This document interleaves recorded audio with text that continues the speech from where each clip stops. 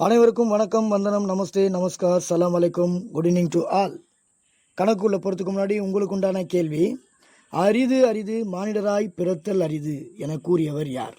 இதற்குண்டான விட இந்த கணக்கினுடைய இறுதியில் நான் சொல்கிறேன். அதுக்கு முன்னாடி நம்ம சேனலை லைக் பண்ணிக்கோங்க, ஷேர் பண்ணிக்கோங்க, மறக்காமல் சப்ஸ்கிரைப் பண்ணிக்கோங்க. வாங்க வீடியோக்குள்ளே போகலாம். X square plus y square equal to 10, x square minus y square equal to 15 எனில் x power 4 minus Y power 4 value என்னன்னு கேட்குறாங்க. வாங்க இது எப்படி போடலாம்? First x power 4 minus Y power 4 நம்ம எப்படி மாற்றி எழுதலாம்?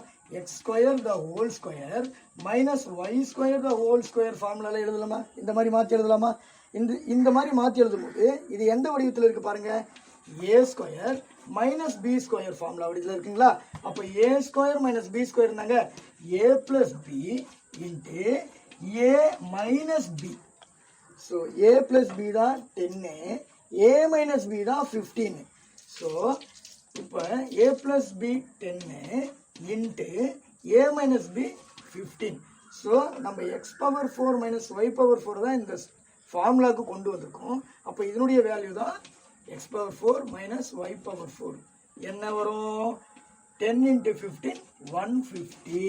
So x power 4 minus y power 4 equal 150 is the answer. அரிது அரிது மானிடராய் பிறத்தல் அரிது என கூறியவர் ஔவையார். நன்றி, வணக்கம்.